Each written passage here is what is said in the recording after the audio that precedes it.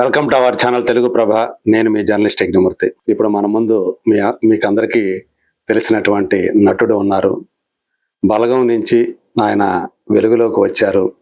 అందరికీ తెలుసు. ఆయన బలగంలో నల్లిబొక్క అల్లుడుగా ఒక జలక్ ఇచ్చాడు అందరికి. అందులో ఉన్నటువంటి క్యారెక్టర్లన్నిటికీ కూడా జలక్ ఇచ్చినటువంటి ఆర్టిస్టు మురళీధర్ గౌడ్ గారు.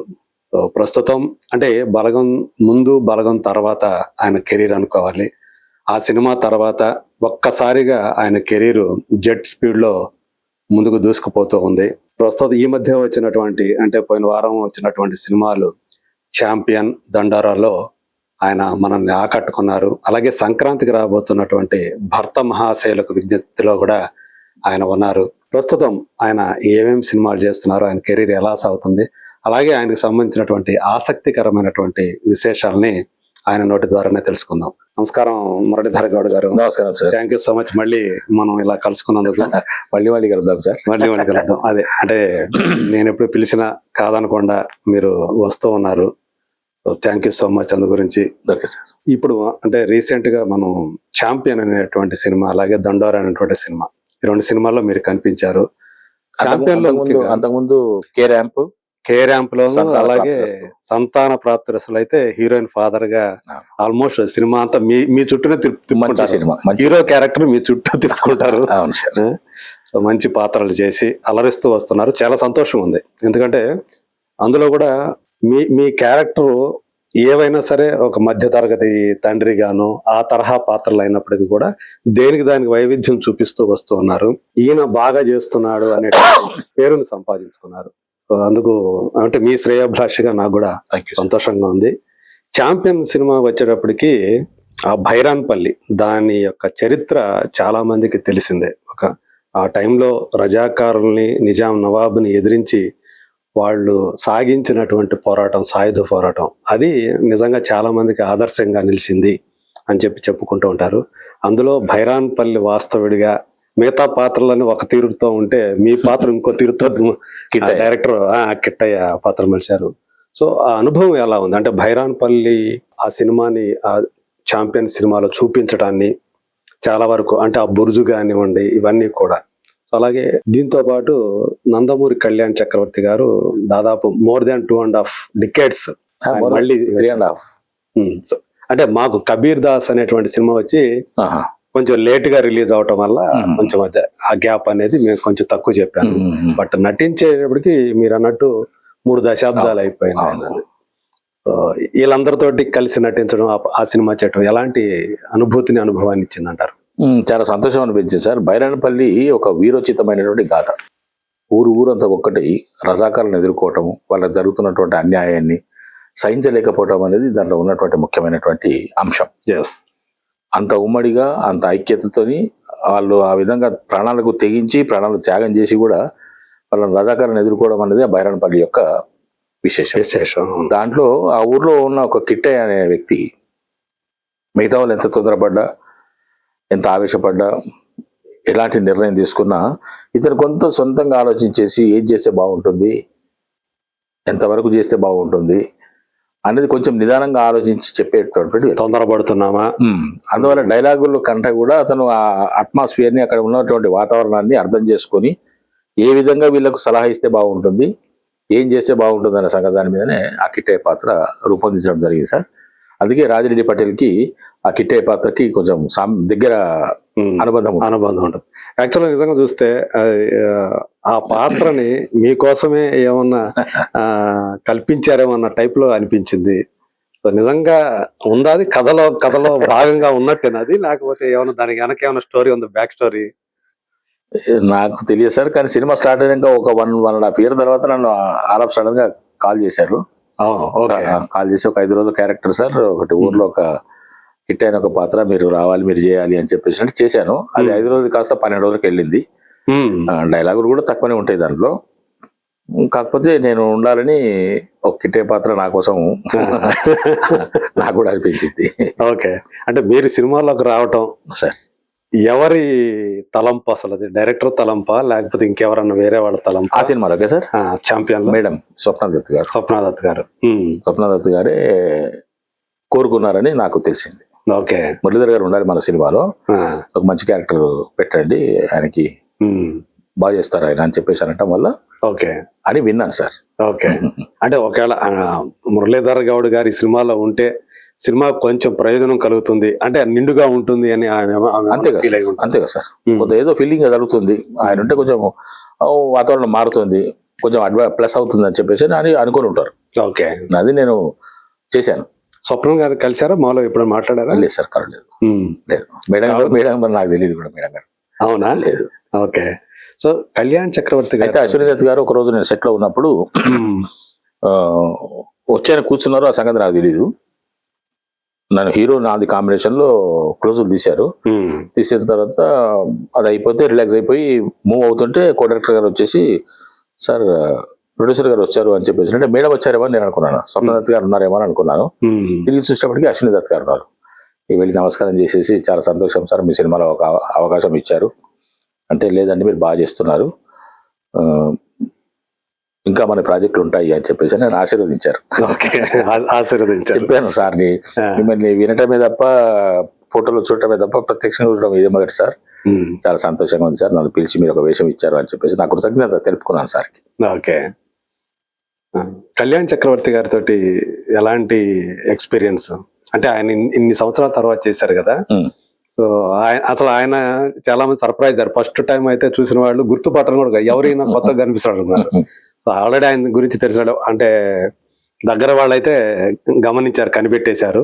సో ఈయన రాజిరెడ్డిగా చేసింది కళ్యాణ్ చక్రవర్తి గారని. సో ఆయనతోటి మీకేమన్నా ర్యాప్ ఏమన్నా కలిగిందా? ర్యాప్ అంటే ఫస్ట్ డే మాట్లాడాను సార్ సార్తో, నన్ను నేను పరిచయం చేసుకున్నాను, మీరు నాకు తెలుసు సార్ అని చెప్పాను, మీ సినిమాలు మీరు హీరోగా చేసిన సినిమాలు చూశాను సార్ అని. ఇంకా తర్వాత ఇంకా కొంచెం లోతుగా వెళ్ళాం. ఓకే. వెళ్ళాము. సెట్ లో ఎప్పుడు కలుసుకున్నా కూడా సారు మంచి మర్యాదగా, గౌరవంగా, ఆప్యాయంగా చూసేవారు. ఆయన మామూలుగా రిజర్వ్డ్ పర్సన్. ఆయన అడిగారా అసలు ఇన్ని సంవత్సరాల తర్వాత ఈ సినిమాలో ఏమని చెప్పారు ఆయన? ఇంకా అంటే షేర్ చేసుకున్నంత వరకు అయితే షేర్ చేసుకోవచ్చు అనుకుంటా. ఎందుకు పర్సనల్ ఉంటాయి కదా. ఓకే. చాలా ఆప్యాయంగా మాట్లాడారు. మంచి గౌరవం, మంచి మర్యాద ఇచ్చే వ్యక్తి. అదేనండి.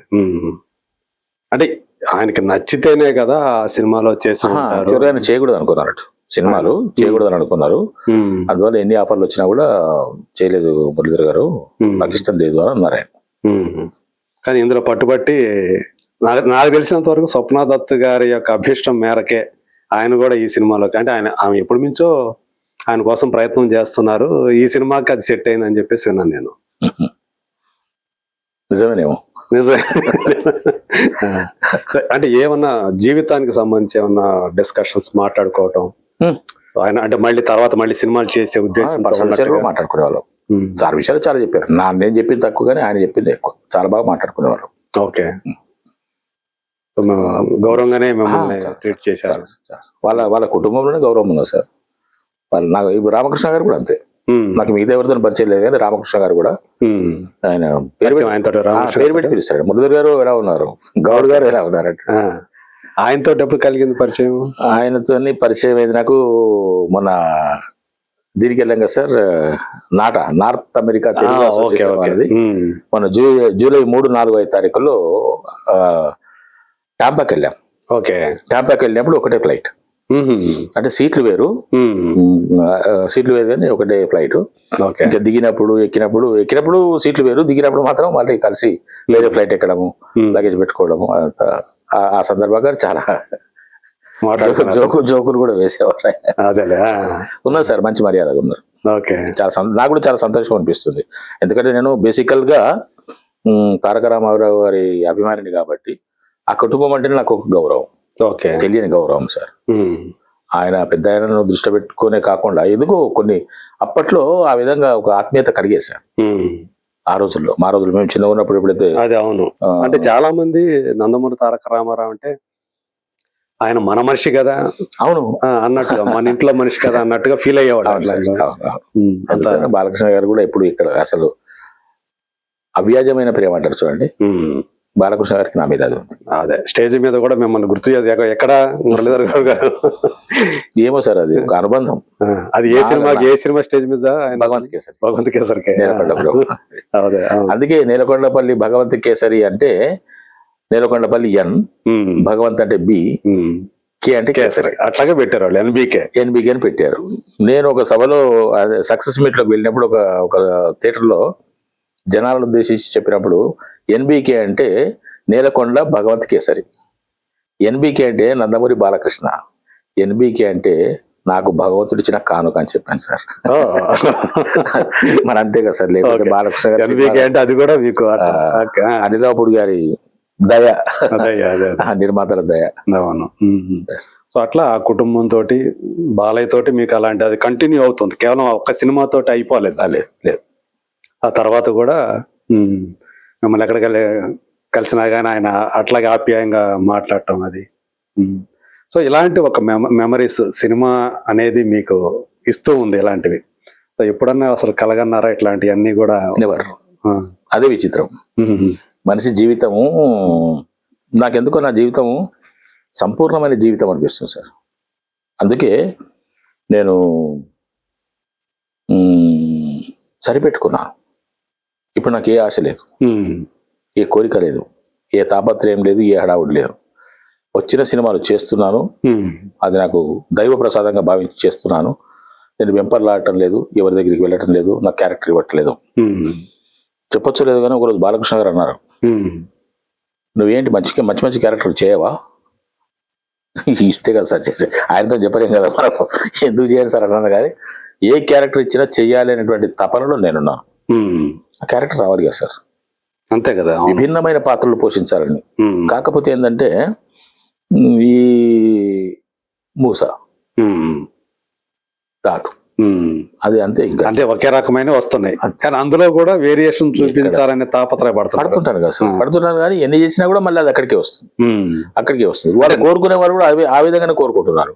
నువ్వు వాడిని తింటట్టు ఇక్కడ కూడా ఇదే తింటాలి, అందులో చేసినట్టుగా దీంట్లోనే చేయాలి సార్ అంటే క్రియేటివిటీ ఎక్కడ ఉంది నీకు? నేను కొత్తగా చూపించడానికి నా దగ్గర ఏముంది? ఏదో చూపించాలి, ఏదో చేయాలి. నువ్వు ఒక మంచి పాత్ర రాసుకుంటే దానికి ఒక ప్రాణం పోయాలి అనేటువంటి కోరిక నాలో ఉంది. అంటే మీకు ఇక్కడ ప్రయారిటీ అనేది డబ్బు కంటే కూడా సార్ జాబ్ సాటిస్ఫాక్షన్ అనేది మీకు మెయిన్. డబ్బు కూడా ఉంది సార్, డబ్బు కూడా, జాబ్ సాటిస్ఫాక్షన్ కూడా ఉండాలి కదా సార్, ఉండాలి. కాబట్టి నేను ఆ విధంగా వెళ్తున్నాను సార్. నేను కాకపోతే మనసులో పీకుతున్నది మాత్రం అది అట్టే పీకుతూనే ఉంది. అదే ఫస్ట్ టైం ఏంటంటే సినిమా అవకాశం రావటం మనకి ఒక మంచి అదృష్టంగానో ఏదో భావిస్తాం. కొన్ని రోజులు పోయిన తర్వాత అవే చేస్తూ ఉంటే కూడా మనకు ఒక మనాటని ఫీల్ వస్తుంది. ఇది కాదు కదా, ఇప్పుడు ఆఫీస్కి వెళ్ళి మా ఫైల్ చూసుకొని ఏదో చేసేసి రొటీన్ వర్క్స్ చేసినట్టుగానే అనిపిస్తుంది తప్ప ఒక క్రియేటివిటీ, ఒక పాత్రను మనం ఛాలెంజ్ చేయాలి. ఇక అంటే దానికి కూడా కొంత బాడీ లాంగ్వేజ్ సహకరించాలి కావచ్చు, నా వాయిస్ కూడా సహకరించాలి. ఇప్పుడు ఎక్కువ ఆశపడితే కూడా లాభం లేదు సార్. ఇప్పుడు ఏదో ఆయన ఒకటి మంచి క్యారెక్టర్ ఇచ్చేసి పరిగెత్తాలంటే నేను పరిగెత్తలేదు.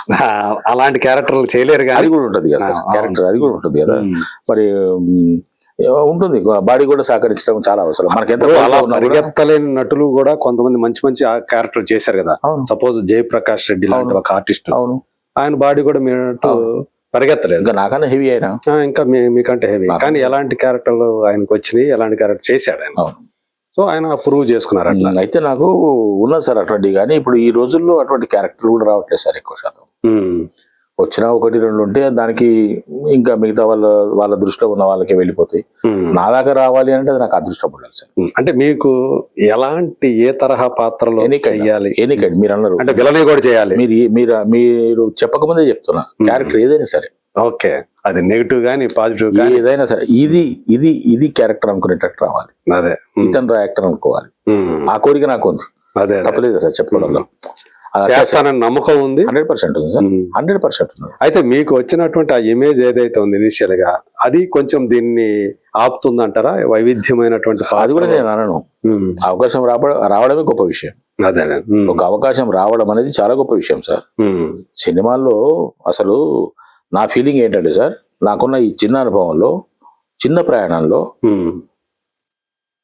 నటులుగా సినిమా వాడిగా ఉండడం, అన్ని క్రాఫ్ట్స్ కంటే కూడా సినిమా నటులకు ఉండేటువంటి ఆర్టిస్టులుగా నటులకు ఉండేటువంటి విలువ, వాళ్ళకు ఉండే గౌరవము, వాళ్ళ పరిస్థితి చాలా ఉన్నతమైనది, అవును. చాలా గొప్పది సార్. మిగతా అన్ని రంగాలు చూసుకోండి, సినిమా రంగంలో మిగతా వాళ్ళు వీళ్ళ అదృష్టం ఏంటంటే, ఈ నటీనటుల అదృష్టం ఏంటంటే ఎంతో మంది కృషి చేస్తే ఇతను కనిపిస్తున్నాడు. అవును, తెర ముందు కనిపిస్తున్నాడు. నాకు తెలిసి ఆయాచితమైన గౌరవం మంత్రులలో నా ఫీలింగ్. ఎవరో ఎంతో మంది కృషి చేస్తే, అవును, సెట్ అనుకోండి, మేకప్ అనుకోండి, కెమెరామెన్ అనుకోండి, డైరెక్టర్ అనుకోండి, డిఓపి గారు అనుకోండి, ఇంతమంది ఇన్ని రకాల కృషి చేస్తేనే ఈ నటులు అనబడే వాళ్ళు తెర మీద కనపడుతున్నారు.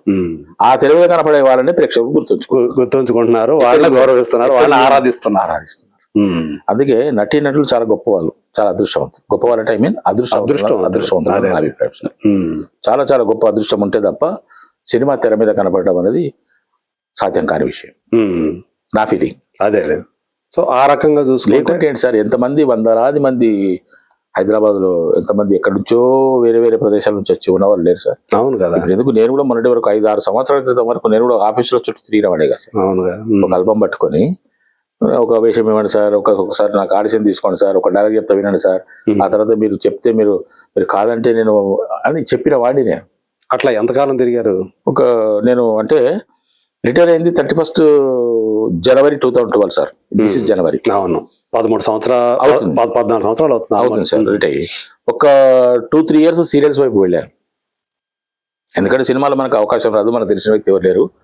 సరే, ఇక మనకు కావాల్సిన తెర మీద కనపడటమే కదా. రెండవది, మనం రిటైర్ ఉన్నాం కాబట్టి మనకు ఒక వ్యాపకం కలగాలి కదా. మూడవది, దాంతోపాటు ఎంతో కొంత డబ్బు వస్తుంది కదా అనే దాంతో వెళ్ళాను.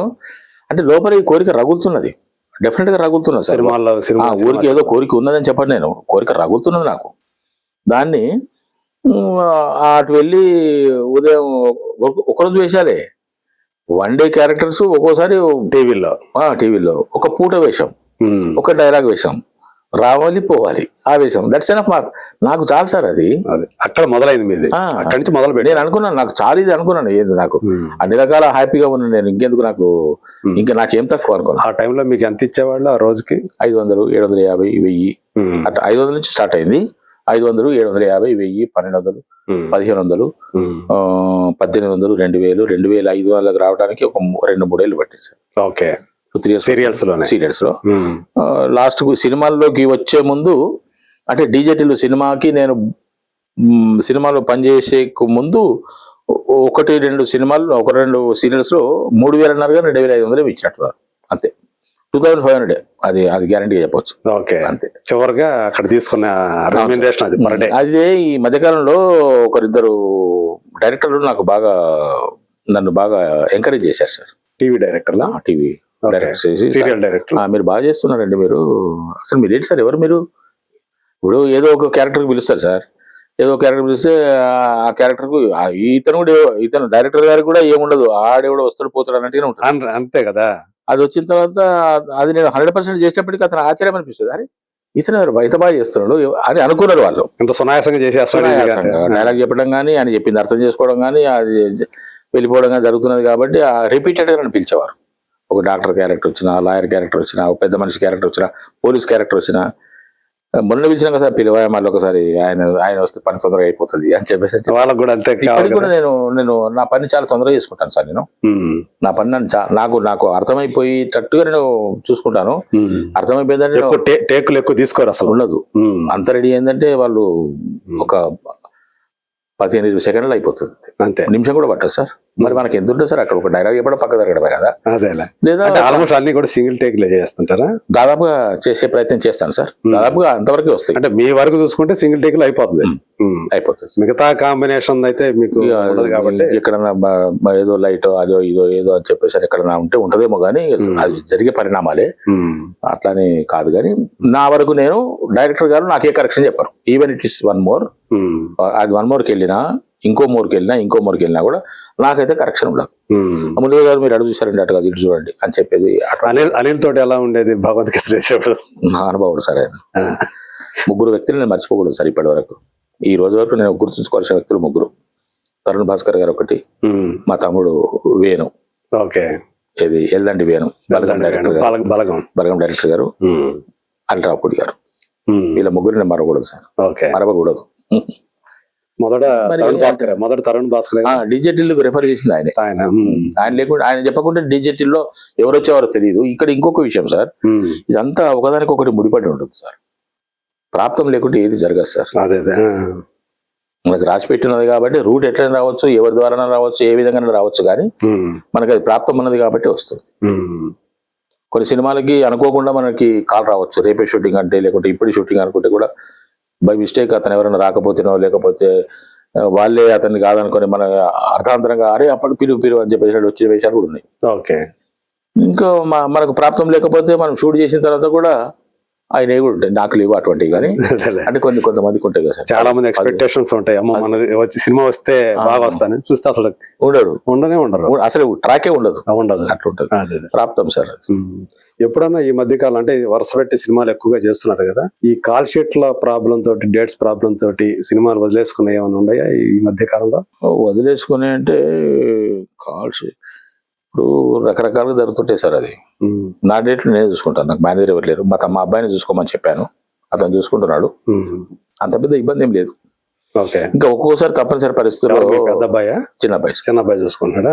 ఒక్కొక్కసారి దాని ఏం జరుగుతుందంటే సార్, వీళ్ళు ఆల్రెడీ షూట్ కి మనకి ఇచ్చిన డేట్ ని ఇంకొకరు ఆలప్షన్ అని అడుగుతారు, అప్పుడు పోతాయి కొట్టు. ఓకే. అంటే మళ్ళీ కేస్తారు తర్వాత మళ్ళీ అనిల్ తోటి మళ్ళీ ఎందుకొని సెట్ కాలేదు? ఎందుకు సంక్రాంతికి వస్తానని చేసాగా. అదే ఓకే, సంక్రాంతికి వస్తున్నాం చేశారు, మంచి మందులో కూడా మంచిగానే చేశారు. ఈ సంక్రాంతి సినిమాలో లేరే ఈ శివశంకర వరప్రసాద్ మనవర ప్రసాద్ గారి సినిమాలు లేకపోవడానికి కారణం అంటే ఇక్కడ క్యారెక్టర్ నేను విన్నా సార్, నేను విన్నది నాకు తెలిసింది మా మిత్రుల ద్వారానే, అంత సార్ టీం ద్వారానే నాకు తెలిసింది ఏంటంటే, దీంట్లో నాకు మురళీధర్ గారికి సరైనటువంటి క్యారెక్టర్ లేదు కనుక వద్దులే మురళీధర్ గారిని. మనకి ఎట్లా సంక్రాంతికి వస్తున్నాం 2 ఉంది కదా సార్, సీక్వెల్ ఉంది కదా సార్, దాంట్లో క్యారెక్టర్ ఉంది కదా, దీంట్లో ఎందుకు చిన్న క్యారెక్టర్ కో, లేకుంటే ఈ మామూలు క్యారెక్టర్ కో, లేకుంటే ఈ పలానా క్యారెక్టర్ ఇంకా మనం వేరే వాళ్ళని అనుకున్నాం కదా, ఈసారికి ఆయనతో కానిద్దామని అనుకున్నారని తెలిసింది నాకు అంతే. దీంట్లో నాకు ఎటువంటి అనిల్ రావుపూడి చెప్పినా కదా సార్, అనిల్ రావుపూడి ఆయన నాకు సదా స్మరణీయులు. అదే ఆయన పక్కకు పెట్టినా, నన్ను గెంటేసినా, నన్ను ఇంకేం చేసినా చెప్తున్నా. అంటే మోసేవాళ్ళు ఉంటారు సార్, కొంతమంది చెప్పేవాళ్ళు అంతే, సినిమా ఫీల్డ్ రకరకాలుగా చెప్పేవాళ్ళు ఉంటారు. మొన్న అలాగనండి ఇలాగనండి, ఆయనేమో అక్కడ మనమేమి ఇక్కడ, మనమే వినవు. కాబట్టి ఆయన నాకు సదా స్మరణీయులు. ఈ ముగ్గురు సార్, భాస్కర్ గారు కానీ, మా తమ్ముడు వేణు గాని, అనిల్ గారు కానీ, ఈ ముగ్గురు నాకు సదా స్మరణీయులు. నేను నా జీవితాంతం నేను గుర్తుంచుకోవాల్సినటువంటి అతి ముఖ్యమైన వ్యక్తులు. అదే ఏమైనా అనిల్ రావుపూడి తోటి అతనితో గడపటమే ఒక సరదాగా, అసలు అతను డైరెక్టరా లేకపోతే ఇంకో విషయం చెప్పాలి, నేను సార్తో మూడు 5-6 గజాల దూరంలో ఉంటాను నేను అనిల్కే. ఎందుకని? నాకు ఆయన అంటే గౌరవం, అందుగురించి గౌరవ భావంతోనే ఆయన నేను ఇక్కడ కూర్చున్నా, ఆయన ఇక్కడ కనపడ్డాలంటే లేచిన పడతాను. నేను ఆయనకు గౌరవం ఇస్తాను. ఇవ్వాలి ఒక డైరెక్టర్ గా, కెప్టెన్ కాబట్టి ఆ గౌరవం ఇస్తాను. డైరెక్టర్ గారే కాకుండా అనిల్ రావుపూడి గారికి కూడా ఇస్తాను నేను. అదే నేను ఆయన చాలా గౌరవంగా చూసుకుంటాను సార్, నా ఫీలింగ్ అది. మిమ్మల్ని ఏమంటారు ఆయన? మురళి గారు. ఓకే, మురళి గారు అంటారు, గౌడ్ అని కానీ మురళీధర్ గారు అని ఏమన్నాడు. మీకు ఆయనతో అయితే ర్యాపో ఉంది? 100% సార్. ఫోన్లు చేసేంత ర్యాపో కూడా ఉంది కదా. కాకపోతే సార్ జవాబు ఇవ్వరు. ప్రతి వారం ప్రతి సండే నేను వాట్సాప్ లో నమస్కారం చేస్తాను అంతే. అలా మాత్రం టచ్ లో ఉంటారు. ఆయన జవాబు ఇవ్వరు, ఆయనతో నేను నమస్కారం చేసుకుంటాను. ఇక అంతకుమించి నేను ఇంకేం నా వల్ల కాదు సార్. అదే నా వల్ల అంటే నా స్వభావం ఎటువంటిదంటే, ఊరికే పోయి ఇప్పుడు వాళ్ళు బిజీగా ఉంటారు ఒకటి, రెండోది ఎందుకు డిస్టర్బ్ చేసినట్లు అవుతుందేమో, నా మనసులో ఉన్నాడు కదా ఆయన, ఇంకెందుకు. ఇప్పుడు ఆంజనేయ స్వామికి రాముల వారు ఎక్కడ ఉన్నారు సార్? అంతేగా, ఎప్పుడు గుండెల్లో ఉంటారు కదా మరి. ఇంకా అంతే, ఆ ముగ్గురు పెట్టి అక్కడ. అదే మీకు ఒకరు కాదు, ముగ్గురు ఉండాలి. ఎవరు ఏం చెప్పినా ఈ ముగ్గురికి నా పట్ల అభిప్రాయం మారదు. అదే వాళ్ళు నాకు వేషం ఇస్తారా, వేషం మా తమ్ముడు రేపు వెళ్ళా సినిమా చేస్తున్నాడు. అవును, వేషం ఉందా లేదా నాకు ఇంతవరకు తెలీదా? ఇంకా కబురు రాలేదు. ఉండొచ్చు, ఉండకపోవచ్చు. అదే ఉంటే హ్యాపీ, లేకున్నా హ్యాపీ. మా తమ్ముడు తీస్తున్న దాంట్లో నాకు ఇవ్వకపోవడం ఏంటి అంటే, నాకు సూటబుల్ క్యారెక్టర్ లేదు. నేను ఇక్కడ ఇంతవరకు ఈ ప్రస్తావన ఎక్కడ తీసుకురాలేదు. మా తమ్ముడు కూడా ఎప్పుడు కాల్ చేయరు సార్. వేణు కూడా కాస్టింగ్ పూర్తి కాలేదు కదా, తెలియదు. ఇప్పుడు స్టార్ట్ అయింది ఫిబ్రవరిలో. ఐ మీన్ షూటింగ్ వెళ్తున్నాను. డిఎస్పీ గారు అయితే అదొక్కటి మాత్రం బయటకు వచ్చింది, పబ్లిసిటీ కోసం అనుకోండి, లేకుంటే అది మూవ్ అవుతుందని చెప్పడానికి అనుకోండి. డిఎస్పీ గారు ఉన్నారు. డిఎస్పీ గారు అయితే హీరో, డిఎస్పీ అని హీరో కన్ఫర్మ్. హీరోయిన్ ఇంకా కన్ఫర్మ్ అయిందా? ఇంకా భాస్కర్ గారికి కూడా నేను ఎక్కడ ఉన్నా కూడా తరుణ్ భాస్కర్ గారు నన్ను వీళ్ళకన్నా ఎక్కువ చనువు ఆయన దగ్గర ఉన్నది నాకు. ఓకే, ఎందుకో కారణం తెలియదు కానీ నేను వేణుతో కూడా అంత చనువు కూడాను. వేణుతో కూడా ఇక తరుణ్ తోటి అయితే ఎక్కువ, ఆ తరుణ్తో కొంచెం సరదాగా మాట్లాడు కొంచెం ఎందుకు నాకు ఆ అబ్బాయి చూస్తే తరుణ్ చూస్తే తరుణ్ భాస్కర్ ను అనిపిస్తుంది. వీళ్ళనేమో కొంచెం గౌరవంగా చూస్తాను, తరుణ్ భాస్కర్ నేమో ఆప్యాయంగా దగ్గరికి వెళ్తాను. అదే మన అబ్బాయి అన్నట్టు ఉంటాడు అనిపిస్తుంది అనిపిస్తుంది. వాళ్ళ ఫ్యామిలీతో కూడా ఆయన భార్య పేరు లత, అమ్మగారు అంతా కూడా మాట్లాడుకుంటుంటారు నా ఇష్టం కోసం. Okay okay. నేను ఒకనొక సందర్భంలో నా బిడ్డ నా అల్లుడు అని కూడా అన్నా. అవునా? లతని బిడ్డ అని, భాస్కర్ నల్లుడు అని. ఎప్పుడు సార్ అది ఏదో సినిమా మేము ఆయన సినిమా ఏదో చేసినాం సార్ ఒకటి. ఇప్పుడు కాదు సార్, ఫస్ట్ అది పిట్టకథలు అనేటువంటి దాంట్లోనే భాస్కర్ గారికి నాకు నేను డైరెక్షన్ లో చేసింది అదే. ఓకే, ఆయన డైరెక్షన్ లో చేసింది ఫస్ట్ ఫిల్మ్ అదే. ఫస్ట్ అదేది వెబ్ సిరీస్ ఒక ఎపిసోడ్ చేశాను. ఒక ఎపిసోడ్ చేశాను. అప్పుడు క్యారెక్టర్ పిలిచి ఇచ్చిన క్యారెక్టర్. అప్పటి నుంచి అప్పుడు అది నాకు మహాప్రసాదం అనుకున్నాను సార్ నేను. ఇప్పటికే మహాప్రసాదం, ఎందుకంటే మొదటి భోజనం కదా కాబట్టి. అప్పుడు లత గారు రావడము అది బాగా ఒక రకమైన, అంటే నాకు ఎట్లుంటది అంటే సార్, నాకు ఎవరైనా ఒక చిన్న సహాయం చేసినా కూడా మర్చిపోను సార్. ఓకే, చిన్న సహాయం చేస్తే నాకు ఎప్పటికీ మర్చిపోను. ఏదో దానికి చేసేసి వదిలిపెట్టవచ్చు కదా, లేదు ఎప్పుడు మర్చిపోను. ఓకే, అంటే వాళ్ళతోటి మీకు తెలియకుండా ఒక అనుబంధం పెట్టుకుంటాను. నాకు ఇతను ఈ ఉపయోగకరమైనటువంటి పని చేశాడు కదా. తర్వాత కాలంలో వాళ్ళు కలవచ్చు కలవకపోవచ్చు కానీ, బట్ మీ మనసులో మాత్రం వాళ్ళ పట్ల అలాంటి కృతజ్ఞత భావంతోనే ఉంటాను. వాళ్ళకి మళ్ళీ నేను ఎప్పుడు ఉపయోగపడాలా అని ఆలోచిస్తుంటారు. అసలు యాక్చువల్గా తరుణ్ భాస్కర్ డైరెక్టర్ గా ఈ పాటికి ఇంకో పొజిషన్ లో ఉండాలి అని చెప్పి చాలా మంది ఫీల్ అవుతా ఉంటారు. ఆయన సినిమా చేస్తాడు, హీరోగా చేస్తున్నాడు. అదే ఇప్పుడు హీరోగా చేస్తూ ఉన్నాడు. ఓం శాంతి శాంతి శాంతి అని చెప్పేసి తొందరలో రాబోతా ఉంది అది కూడా. ఇది సంక్రాంతికి వస్తున్నాం పార్ట్ 2 ఎప్పుడు ఉంటది? అది ఏమైనా సమాచారం ఉందా మీకు? చెప్పారు? నాకేం సమాచారం లేదు కానీ నేను అనుకోవడం ఏంటంటే, ఇంకా సినిమాలు వేరే సినిమాలు ఏం లేకుంటే, ఒకవేళ వేరే సినిమాలు ఉన్నా కూడా దాన్ని పక్కకు పెట్టాలనుకుంటే పక్క పెట్టి ముందు ఇది చేద్దాం అనుకుంటే, సంక్రాంతికి వస్తున్నాం 2 ఇప్పుడు ఇది జనవరిలో అయిపోయిన వెంటనే జనవరి అయిపోయినా సార్ ఫిబ్రవరి మార్చిలో రెస్ట్ తీసుకుంటారు, లేదా ఆయన కొన్ని ఐడియల్ అయిపోతారు. ఆ తర్వాత కొద్ది రోజులు గడపాలి, అట్లా ఐడియల్ అయిపోతారు. దీనికి సంబంధించిన వర్కౌట్ జరుగుతుంటుంది, నెక్స్ట్ ప్రాజెక్ట్ కు సంబంధించిన వర్కింగ్ జరుగుతుంటుంది. ఏప్రిల్ మే నుంచి మొదలు పెట్టుకుంటారని నేను అనుకుంటాను. ఆయన సిస్టమ్ అది, సంవత్సరానికి ఒక సినిమా రావడానికి ఆయన ప్లానింగ్ ఆ విధంగా ఉంటుంది. మోస్ట్ ప్రాబబ్లీ సంక్రాంతికి వస్తున్నట్టునే ఉండొచ్చు. తర్వాత ఆగస్ట్ లో స్టార్ట్ కావచ్చు, by the end of December cinema అయిపోవచ్చు, మళ్ళీ సంక్రాంతి రిలీజ్ కావచ్చు. నెక్స్ట్ సంక్రాంతి మళ్ళీ రావాల్సింది ఆయన 27. అంటే సంక్రాంతిని సొంతం చేసేసుకున్నాడు ఆయన అనుకోవాలి. మరి సినిమా ఆల్మోస్ట్ ప్రతి సంక్రాంతికి ఆయన సినిమా ఉండాల్సిందే అన్నట్టే ఉందిగా. అంతే, అన్ని F2 దగ్గర నుంచి అన్ని అట్లాగే. ఈ భర్త మహాశయులకు విజ్ఞప్తిలో నా క్యారెక్టర్ చాలా బాగుంటుంది సార్. పైగా ఈసారి రవితేజకి చాలా ఈ సినిమా తోటి, అంటే మీరు చెప్పచ్చు, మీరు చెప్పకూడదేమో కానీ మేమైతే మాకు తెలుసు కాబట్టి కొంచెం ఆయన రఫ్ ఫేజ్ లో ఉండారు కాస్త ఇబ్బంది. అంటే ఆయన ఫీల్ కాలేడులే, కానీ ఒక సినిమా ఆడితే అది వచ్చేటువంటి సాటిస్ఫాక్షన్. అదొక డాక్టర్ క్యారెక్టర్ ఆడుకుంటారు అనుకోండి అందరు, అంతేనా? సునీల్ గారు, వెన్నెల కిషోర్ గారు, హీరో గారు, హీరోయిన్ గారు, వీళ్ళందరూ ఆడుకుంటారు.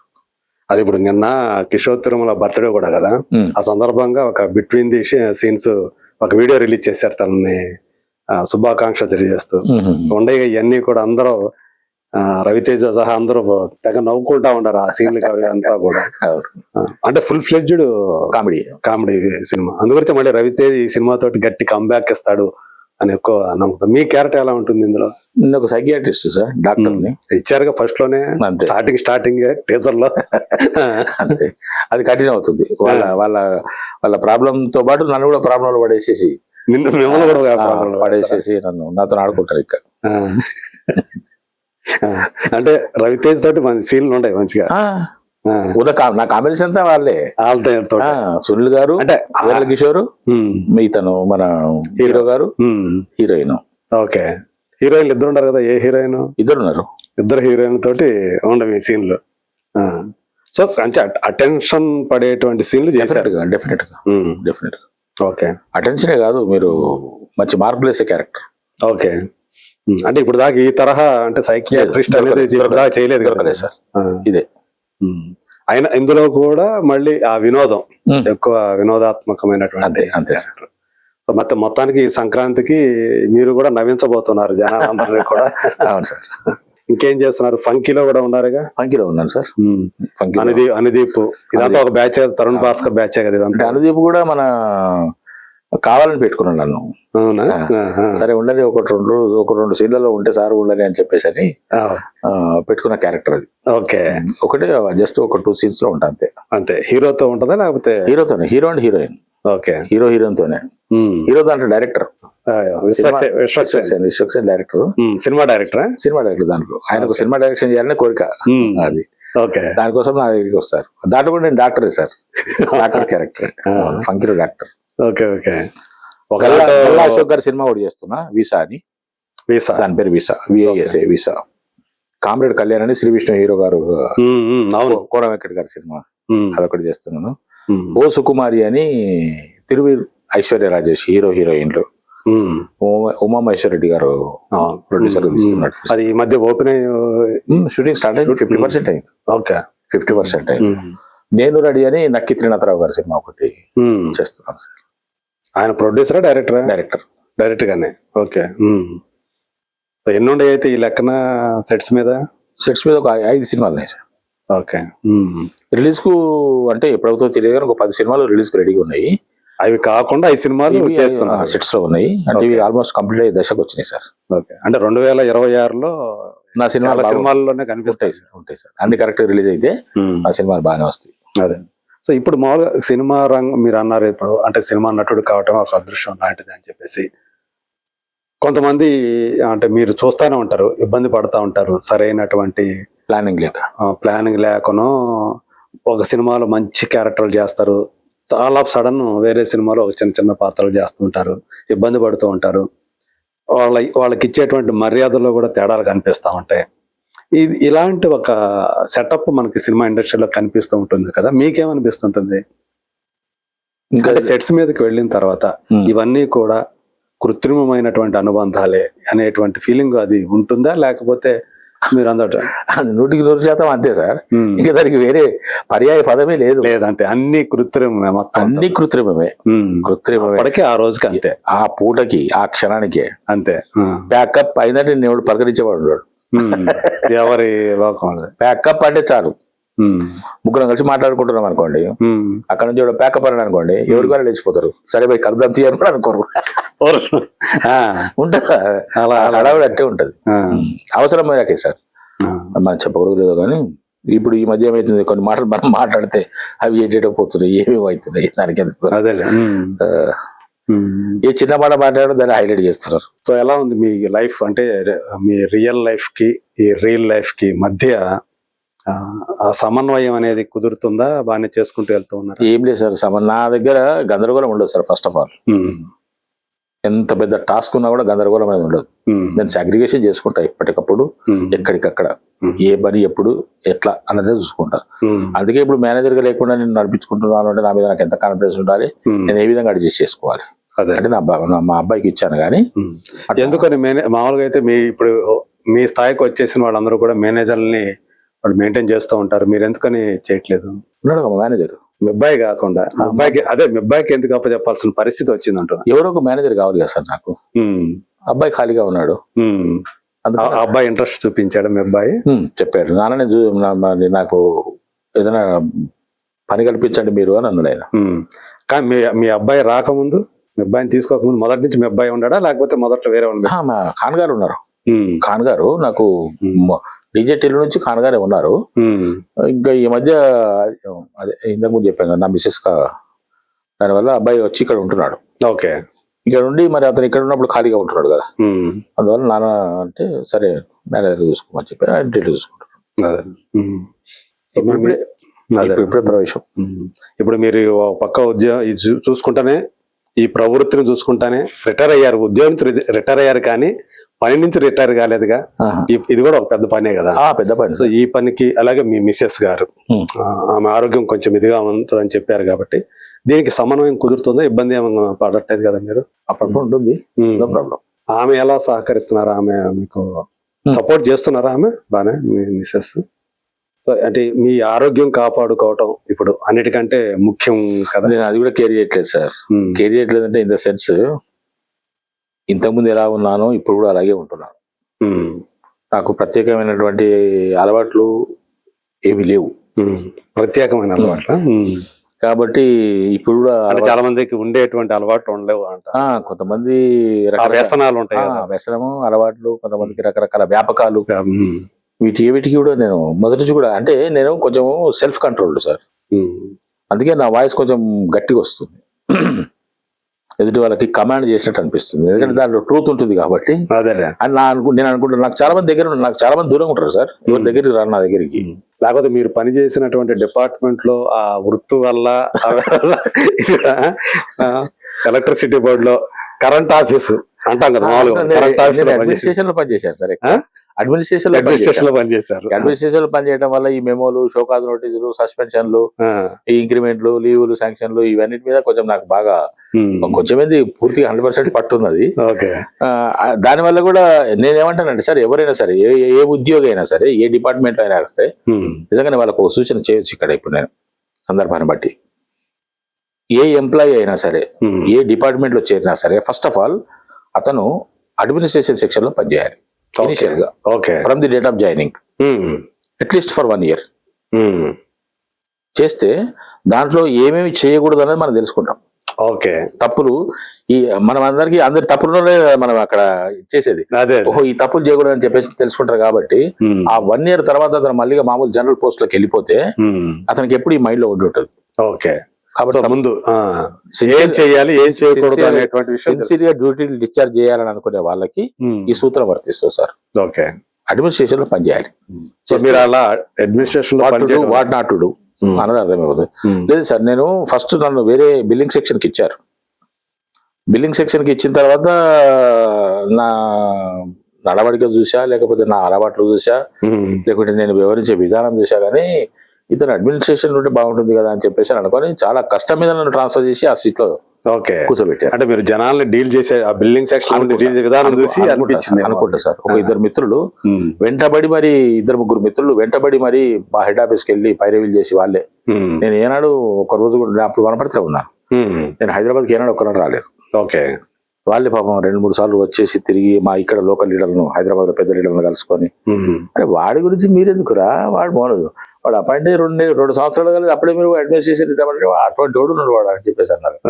ఆ తర్వాత రియల్ గా కూడా మరి అతను రావాలి కదా, మీరు వస్తున్నారు అని కూడా ఉంటారు. ఇంకా ఆ విధంగా నన్ను అక్కడ ట్రాన్స్ఫర్ చేసేసారు. ట్రాన్స్ఫర్ చేసినందుకు ఎవ్రీబడి ఫెల్ట్ హ్యాపీ, ముఖ్యంగా బెనిఫిషరీస్. అదే, సో మొత్తానికి అట్లా అది బాగా నాకు ఇప్పటికీ నా డిపార్ట్మెంట్ లో పెద్ద పెద్ద వాళ్ళ చేత నేను మామూలు లేరనిపించుకుంటాను. అది చాలు సార్. ఏ స్థాయిలో ఉన్న వ్యక్తి అయినా, నన్ను తెలిసిన వ్యక్తి ఉంటే, నన్ను తెలిసిన వ్యక్తి ఎవరైనా, అందరు పెద్ద స్థాయిలో ఉన్నారు సార్. నేను వనపర్తి నుంచి ట్రాన్స్ఫర్ అయ్యి హైదరాబాద్కి వచ్చిన తర్వాత ఏకంగా నేను కార్పొరేట్ ఆఫీస్లో ఇచ్చేసారు. ఓకే, దాన్ని ఏమంటారంటే 100% క్వైట్ ఆపోజిట్.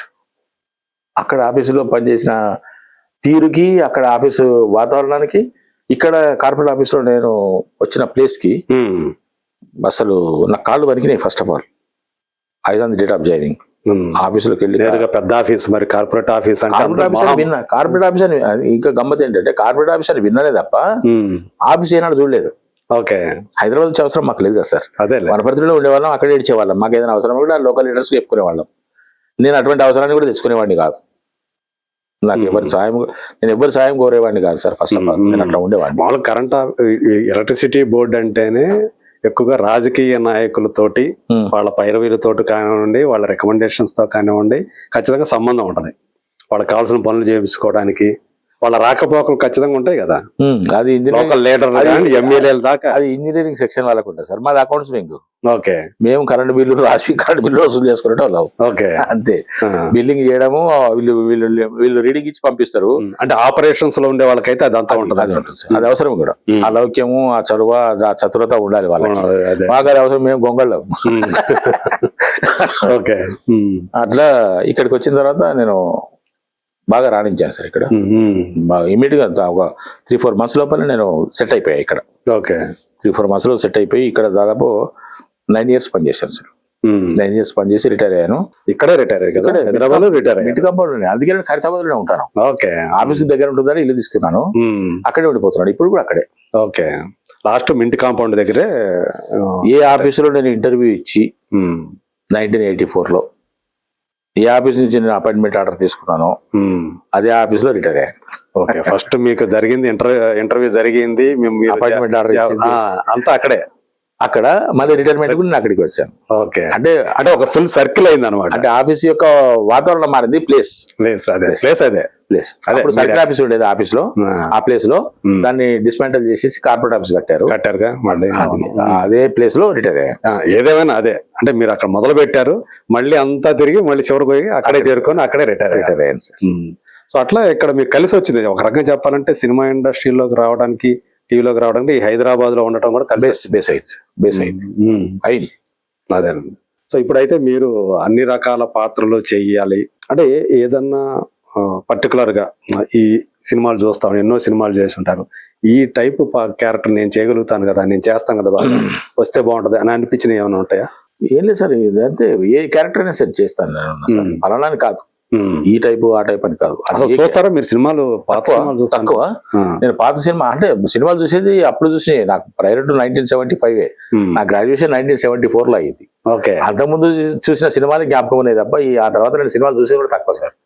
ఇక బిజినెస్ కొద్ది రోజు బిజినెస్ చేశాను, ఆ తర్వాత ఉద్యోగంలోకి వెళ్ళిన తర్వాత కూడా సినిమాలు పెద్దగా చూసేది లేదు. పాటలు వింటాను, రేడియోలో కానీ టీవీలో కానీ పాటలు వింటుంటాను అంతే తప్ప సినిమాలు మాత్రం ప్రైర్ టు 1974 గుర్తున్నాయి. ఓకే. సో అట్లా మొత్తానికి అంటే ఈ ప్రయాణం అనేది మీకు ఇప్పుడు చూసుకుంటా ఉంటే మనకి కొంచెం ఫుల్ఫిల్ అవుతుంది అన్న ఫీలింగ్ ఉందా? అది ఇందాక ఫస్ట్ లో మనం మాట్లాడుకున్నాం, అన్ని రకాల క్యారెక్టర్ చేయాలి, రావాలి, ఆ కొంచెం అసంతృప్తి ఉందా అని చెప్పేసి. అసంతృప్తి ఏం లేదు సార్, దీంట్లో అసంతృప్తి పడాల్సిన అవసరం కూడా లేదు. నా కోరిక ఉన్నది, కోరిక నెరవేరాలని ఏమున్నది కదా, అదే అంతే కదా. కోరిక మనం చాలా కోరుకుంటాం, ఎన్నో రకాల కోరికలు ఉంటాయి మనకు, అన్ని కోరికలు నెరవేరవు సార్. హీరో కావాలని కూడా ఉంటది. హీరో మీన్స్ ఫైట్ లో చేయగల హీరో అంటే మెయిన్ రోల్ చేయొచ్చు కదా. అవును, ఆ విధంగా నేను మెయిన్ రోల్ చేశాను మరి ఒక సినిమాలో. సినిమా పేరు వెంకటరామయ్య గారి తాలూకా. ఎప్పుడు రాబోతుంది అది? ఉగాది పండుగ రోజున. ఉగాది పండుగ అంత అవుతుందా? టైటిల్ మీదే అనుకుంటా కదా. రెడీ టు రిలీజ్, అది ఫస్ట్ కాపీ రెడీగా ఉంది, రిలీజ్ చేయడానికి బయ్యర్స్ కోసం. దానికోసం టైటిల్ నేనే సార్, వెంకటరామయ్య నేనే. సో అంటే ఒక తండ్రి ఒక చిన్న పాత్రను మొదలుపెట్టి ఈ రోజు టైటిల్ రోల్ చేసేంత దాకా మీరు ఎదిగినట్టే కదా. అంతా కూడా మీ మీద ఒక టైటిల్ పెట్టి సినిమా తీశారు. సో అందులో వెంకటరామయ్య గారు, మరి వెంకటరామయ్య గారి భార్య ఎవరు అందులో? సుధా గారు. ఓకే. నా వైఫ్ క్యారెక్టర్ మేడం వేశారు. ఓకే. మిగతా వాళ్ళందరూ కొత్త వాళ్ళే. ఓకే. మీతో పోల్చుకుంటే ఆమె చాలా సీనియర్. చాలా ఈ సినిమాలకు పై చేశారు సార్. మరి ఆమెతో చేస్తుంటే ఎలా అనిపించింది? నాకు ఇబ్బంది అనిపించింది, ఎందుకంటే మనం ఓపెనింగ్ చేస్తే అవతల వాళ్ళు ఏమనుకుంటారో తెలియదు కదా సార్. నేనేమో ఓపెనింగ్ చేస్తుంటాను, నేను ఓపెన్ అయిపోతా సార్. అదే క్యారెక్టర్ మీద నేను ఓపెన్ అయిపోతా. అది తెలిసింది కొద్ది ఒక 2-3 రోజులు అట్లా జరిగింది. జరిగిన తర్వాత మళ్ళీ మామూలు అయిపోయాను. ఓకే. అది ఉంటుంది కదా సార్, సీనియర్ కదా ఆవిడ. మగవాళ్ళు అంటే మనం సర్దుకుపోవచ్చు. ఓకే. లేడీస్ కాబట్టి పైగా 1000కి పైగా సినిమాలు చేసిన ఆవిడ నాకు వైఫ్ గా వేయడం అనేది నాకు ఒక గొప్ప అనిపించింది. ఫీల్ కలిగింది, అది అనిపించింది. అంటే 2-3 చూశారు, వాళ్ళు కూడా సీనియర్ ఆర్టిస్ట్ చూశారు. ఆ తర్వాత మేడం డేట్లు కుదిరాయి కాబట్టి మేడం వచ్చారు. అంటే మనసుని హత్తుకునేటువంటి సినిమా కథ. సోదరి కోమలి ప్రొడ్యూసర్, సారంగ దర్యా కోమలి. అవును, నాకు కూడా తెలుసు కాబట్టి. ఆవిడ చేసింది సినిమా. అంటే ఆమె నిర్మాతగా మారి ఒక సింగర్ చాలా కష్టపడి. అవును, ఆమె అనుకున్న బడ్జెట్ కంటే ఎక్కువ ఈ డబ్బులకు ఇబ్బంది పడి. అంటే సినిమా అంటే కోట్లతో కూడుకున్నటువంటి వ్యవహారం కదా. ఆమె మరి అంత ఎందుకని ఇందులోకి దిగిందో నాకైతే అవును. మీరంతా సపోర్ట్ చేశారా ఆమెకి? మా వర్క్ మేము చేసుకున్నాం అంతే కదా సార్. తెర కనిపించడం వరకే చేయగలం సార్. అదే ఆమె అనుకున్న విధంగా ఇష్టం, దాంట్లో ఏం లేదు. అదే. డైరెక్టర్ పేరు సతీష్. ఆవాల సతీష్ అనుకుంటాను. సతీష్ అని మాత్రం తెలిసి, నాకు ఇంటి పేరు తెలియదు. ఆయన జర్నలిస్ట్, పూర్వం జర్నలిస్ట్ అట. ఓకే. ఆయనే రాసుకొని ఆయనే Screen సినిమా బాగా వచ్చింది అని మాత్రం వింటున్నా నేను ఆ సినిమా. అది తొందరగా రిలీజ్ అయితే బాగుండేది. ఉగాదికి రిలీజ్ కాబోతుంది అని విన్నాను సార్. ఈ రోజు చెప్పారు ఆయన ఎప్పుడు రిలీజ్ అంటే ఉగాది. మీ మనసుకు నచ్చిన క్యారెక్టర్ అనుకోవచ్చు దాన్ని? అనుకోవచ్చు సార్. ఓకే, అది అనుకోవచ్చు. సో అది మొత్తానికి 2026 అనే సంవత్సరం మీకు అంటే ఒక నటుడిగా మరింత ఎలివేషన్ ఇస్తుందని ఒక ఆశ అయితే ఉంది. ఎందుకంటే చాలా పాత్రలతో మా ముందుకు రాబోతున్నారు మీరు. సార్ నేను సినిమాలు నాకు మంచి హైప్ ఇస్తాయా లేకుంటే నాకు మంచి ఇంకా మరిన్ని సినిమాలు వస్తాయని దాని మీద నేను ఆలోచన చేయట్లేదు సార్. అక్కడ చెప్పినా కదా సార్, నేను మీకు కరెక్ట్గా చెప్పాలంటే నేను నిష్కాము కూడా సార్. అంతే, నాకు ఏ కోరికలు లేవు, ఏ కోరికలు లేవు సార్. వస్తే చేస్తున్నాను, వచ్చిందాన్ని చేస్తున్నాను. ఓకే, కానీ మీకు అన్ని రకాల పాత్రలు చేయాలనే కోరిక అయితే ఉంది కదా? ఒక్క కోరిక ఉన్నది, నెరవేరకపోయినా దానికి ఇబ్బంది లేదు. ఓకే, సో అలా ఉండారు. నేను దాని మీద దాని మీద తప్పించిపోయి దాని మీద కాన్సన్ట్రేషన్ చేసి ఇంకెప్పుడు అనేటువంటి లేదు. వస్తే చేద్దామని అటువంటి కోరిక ఉందని చెప్పాను తప్ప అంటే నిష్కామం కూడా అంటే నా ఉద్దేశం ఏంటంటే కోరిక వెంబడి పరిగెత్తడం లేదు అని. అంటే మళ్ళీ ఇక్కడ కోరిక అసలు లేకపోయినా కూడా సార్ ఏదో వచ్చింది చేస్తున్నాము అనే దాంట్లో ఒక చట్టంలో ఉండిపోయే ప్రమాదం ఉంది కదా. నేనేం చేయలేను సార్, నేనేం చేయలేను. ఎందుకంటే నాకు ఒక క్యారెక్టర్ ఇచ్చేసి మీరు చేయండి సార్ అన్నప్పుడు, నాకు నేను అడిగిన బడ్జెట్ నాకు ఇస్తున్నప్పుడు, నేను ఇచ్చిన డేట్ వాళ్ళు తీసుకుంటున్నప్పుడు, నాకు సినిమాలో అవకాశం ఇస్తున్నప్పుడు నేను ఎందుకు కదనాలి కదా సార్? ఎందుకు కదనాలి సార్? నాకు రీజన్ లేదు అక్కడ చెప్పడానికి. ఈ సినిమా నేను చేయను ఎందుకనాలి, నాకు ఎందుకంత అవసరం? సినిమాలో అవకాశం రావడం అనేది చాలా మంది మరి ఏమనుకుంటారో తెలియదు, కానీ అది గొప్ప అదృష్టం సార్. అది చిన్న గానీ పెద్ద గానీ ఏదైనా కానీ, చిన్న క్యారెక్టర్ కానీ, కొంతమంది అంటే సరే ఎవరి గురించి మనం చెప్పడం, కానీ నా గురించి నేను చెప్తాను. ఈవెన్ నౌ ఒక చిన్న క్యారెక్టర్ ఉంది సార్, 2 నిమిషాలు ఉంటుంది, అది ఒక పూట కావాలి మీరు అంటే I'm ready to do. Irrespective of director, irrespective of production house అంటారు, అంతేనా? ఎలాంటిదైనా కారణం ఏంటంటే నేనే కావాలని అతను నన్ను వెతుక్కుంటూ వచ్చాడు. ఓకే, ఒకటి అవకాశం రావడం అనేది గొప్ప విషయం నా దృష్టిలో. అదే ఏ చిన్న ఒక్క అవకాశం వచ్చినా కూడా నాకు అదృష్టం ఉంటుంది తప్ప, ఎందుకంటే 100 మంది ఉన్నారు సార్. నాకెందుకు రావాలని 10 కొద్ది ఫోటోలు ఉన్నాయి, అన్ని ఫోటోలు దాటుకొని అంతమందిని దాటుకొని ఒక కాల్ నాకు వచ్చింది అని అంటే నా భావన అంగీకరించాలి. రైట్, చిన్న క్యారెక్టర్ నేను చేయను అనే ఆలోచన నాకు లేదు, డెఫినెట్గా చేస్తాను. ఓకే, సో అందుకని మీరు నిష్కామంగా అన్ని చేసుకుంటూ పోతున్నారు. ఏది వచ్చినా మనకి అది బోనస్ అని అనుకుంటా. ఏది వచ్చినా నాకు మహాప్రసాదం సార్, అమ్మవారి దయ, ఆ దేవుని దయ. వచ్చిన దానికల్లా ఎంతవరకు మనం న్యాయం చేయాలి, నేను న్యాయం చేస్తూనే ఉంటాను సార్. ఎందుకంటే నేను క్యారెక్టర్ అర్థం చేసుకుంటాను కాబట్టి డైరెక్ట్ ఇప్పుడు మనకు తెలిసిపోతుంది కదా సార్, డైరెక్టర్ కాంప్రమైజ్ కాడు ఎక్కడ నా గురించి, నా విషయంలో. అదే సరిపెట్టుకోడు. కాంప్రమైజ్ అంటే నా సెన్స్ ఏంటంటే సరిపెట్టుకోడు. ఇక రాదా ఆయనకు అంతకన్నా ఎక్కువ రాదు కాంతి, సరే ఓకే చేసుకో రాసుకో బాబు అని చెప్పేసి అన్నారు. బాగా చేశాడు అన్నట్టే అంటారు. ఇంకా అది సర్టిఫైడే కదా సార్. అట్లా నడుస్తున్నా సార్ జీవితము. అందుకే నేను అన్నాను, నా జీవితం నా వరకు నేను అనుకునేది పరిపూర్ణమైన జీవితం చాలు సార్, నాకు ఇంతకంటే ఎక్కువేం కావాలి సార్. అదే అందుకే దేవుని నేనేం కోరను, దేవుని నేనేం కోరను సార్, ఇచ్చింది తీసుకుంటాను అంతే. అంటే సంతోషానికి దుఃఖానికి అతీతులైపోయారంటారా? ఇప్పుడు ఒక వయసు వచ్చిన తర్వాత కొన్ని లిమిట్స్ ఉండాలి సార్. ముందు మనము మనిషి జీవితం అనేది ఏమిటో తెలుసుకోవాలి, ఆ జీవితం ఎంతకాలం ఉంటుంది అనేది తెలుసుకోవాలి, జీవితానంతరం ఏం జరుగుతుంది అనేది కూడా తెలుసుకోవాలి. మనం ఉండాలి తపన 20 ఏళ్లలో 25 ఏళ్లలో 30 ఏళ్లలో 40 ఏళ్లలో ఈవెన్ 50 ఏళ్లలో కూడా సంపాదించాలి అది ఇది అని చెప్పేసి ఉండటం అవసరం తప్పనిసరి. ఎందుకంటే మనకు బహుబంధాలు ఉన్నాయి, సంసారం ఉన్నది, మంచి చెడ్డలు ఉన్నాయి, ఈదాలి, అందరిలాగా మనం ఉండాలి అని మనం అనుకుంటాం. అఫ్ కోర్స్ అప్పుడు ట్రై చేయి. ఈవెన్ ఆఫ్టర్ 60 ఆల్సో నా దృష్టిలో తప్పు. ఓకే, మంచి పట్టడం తప్పు. మంచి పనులు చెయ్యి, 100 ఏళ్ళు బ్రతుకు. దుర్మార్గం పనులు చేసి 60 దాటిన తర్వాత దుర్మార్గం పనులు ఎందుకు చేయాలని ఆలోచన.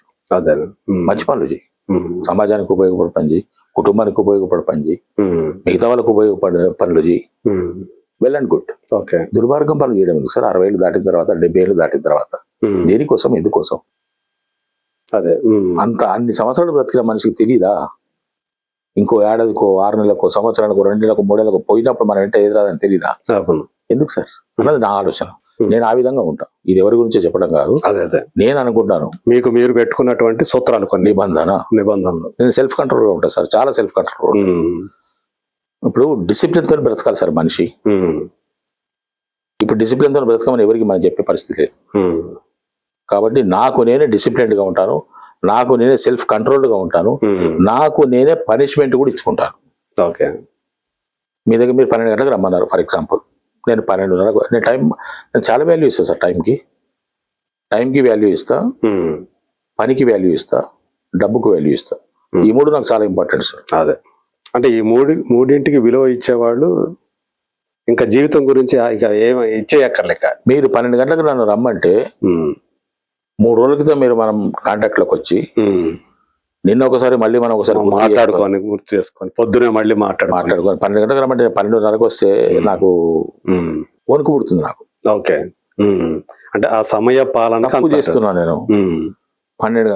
12 గంటలకు రావాల్సిన వ్యక్తిని 12:30 నాకు అంత కొంపలు మునిపోయి అర్జెన్సీ ఏమి ఉండదు. నాకు పెద్ద బిజీ మనిషినేం కాదు. నేను ఈరోజు ఎడుదరికి లేదు కాబట్టి షూట్ లేదు అంతే. 12 గంటలకు రావాలి నేను అంతే. రాకుండా నేను 12:30 కనుక వస్తే మీకు తెలియని పనిష్మెంట్ నాకు నేను ఇచ్చుకుంటా. అది మీ మైండ్ సెట్, నా పాలసీ అది. అదే నా స్వతः సిద్ధంగా నేను నేర్చుకున్నది అది. అదే.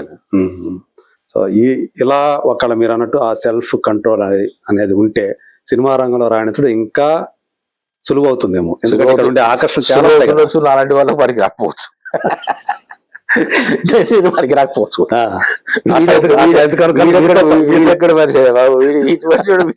వీడి సినిమాలు ఎదుర్కొంటాడని కూడా అనుకోవచ్చు, అంతే కదా. ఇప్పుడు అవతల వారి భావాలు కూడా మనం బేరీ చేసుకోవాలి కదా. ఏమో మీరు 10 సినిమాలు నటించారంటే దీని వల్ల అయ్యే పనులు ఉంటాయి అని చెప్పి కొన్ని ఆకర్షణలు ఉంటాయి కదా. అలాంటి ఏమి మీ జోలికి రాలా? ఏమి సార్ ఆకర్షణలు అంటే సార్? ఏమైనా కానీ మిమ్మల్ని పిలిచేవాళ్ళు, కలుద్దామనేవాళ్ళు. నా లొకేషన్ లో 3 సార్. షూటింగ్ లేకపోతే ఇల్లు, ఓకే. షూటింగ్ ఉంటే లొకేషన్, ఓకే. 3ది డబ్బింగ్ స్టూడియో, ఓకే. ఈ 3 తప్ప మురళీధర్ మీకు ఎక్కడ కనపడడు. సినిమా ఇప్పుడు ఇంత ముమ్మరంగా సినిమాలు చేయకముందు నేను ప్రతిరోజు నా మురళీధర్ ఎక్కడ ఉన్నాడు అని అంటే ఎవరైనా సరే గుడ్డిగా రవీంద్ర భారతికి వస్తే 6:30కి నేను అక్కడ కనపడుతుంటే, ఓకే, కనపడేవాడిని. 6:30 నుంచి 9 గంటల వరకు, 6:30 నుంచి 9 గంటల వరకు నా టైం టేబుల్ అదే. ఓకే, రెగ్యులర్ ఆడియన్ నేను, రెగ్యులర్ ఆడియన్ సార్. కార్యక్రమం ఏమని ఉండని అది కూర్చొని అంటే కాలక్షేపం లాగా వెళ్ళేవాళ్ళ. అంతే అంతే. అక్కడ 5-6 మిత్రులు ఉండేవారు మాకు. మా రూమ్ మాదే, మా సీట్ మాదే. అంటే ఈవినింగ్ 6:30 తర్వాత కేర్ ఆఫ్ రవీంద్ర భారత్ అన్నట్టు ఉండే పర్ఫెక్ట్ గా. ఓకే. రవీంద్ర భారతి తలుపులు మూసినాయి అంటే డైరెక్ట్ అటు నుంచి అంటే త్యాగరాయ గాన సభ, అంతే. వేరే లేవు సార్ నాకు, ఇంకా వేరే వ్యాపకం లేదు. ఫ్రెండ్స్ కూడా లేరు నాకు. అదే, నాకు ఫ్రెండ్స్ కూడా ఎక్కడ లేరు, ఎక్కువ లేరు కదా, అసలు లేరు. ఓకే. సో ఇప్పుడు ఇదంతా అయింది, ఇప్పుడు ముమ్మరంగా సినిమాలు చేస్తున్నారు. ఇప్పటికి అంటే జేబ్ సాటిస్ఫాక్షన్ అనేది కొంచెం బాగా పెరిగిందా? పెంచారా మీరు? సార్ రెమ్యూనరేషన్ పెరిగిందా? పెరిగింది సార్. మీరు పెంచారా, వాళ్ళే పెంచేశారా? 2 జరుగుతున్నాయి సార్. 2 జరుగుతున్నాయి. వాస్తవం ఏంటంటే 65 సంవత్సరాల వరకు కూడా నేను పేదవాడిని. ఓకే. ఈవెన్ 65 సంవత్సరాల వరకు ఎలక్ట్రిసిటీ బోర్డులో చేసినప్పటికీ కూడా, రిటైర్మెంట్ అయినాక తర్వాత కూడా నాకు టర్మినల్ బెనిఫిట్స్ వచ్చినా కూడా ఇదంతా గతం 65 సంవత్సరాల వరకు. దాంట్లో మీకు బాగానే శాలరీలు బాగానే ఉంటాయి కదా. ఉంటే నా ఫస్ట్ జీతం నాది 830 రూపాయలు నెల జీతం నాకు. అది ఇప్పుడు సంగతి, జమానాథ్ 84లో అన్నారు కదా. ఉదయ్ ఆశ్చర్యంగా వింటున్నాడు. అదే పవన్ వింటున్నావా? నా జీతము ఫస్ట్ నెల నా జీతం సార్ 830 రూపాయలు, 15 రూపాయలు ఇంక్రిమెంట్ సార్. ఓకే. ఇంక్రిమెంట్ 15 రూపాయలు. నేను రిటైర్మెంట్ అయ్యేటప్పటికి నా జీతం 65,000 అయింది. ఇంక్రిమెంట్ 2,500కి వచ్చింది. ఓకే. అయినా నేను అంటే అంతకాలం గడిపాను సార్. ఎక్కడ అప్పులు కూడా గడిపాను. ఎవరి దగ్గర నేను డబ్బులు తీసుకోను. అప్పులు చేయడం అనేది నాకు గిట్టని వ్యవహారము.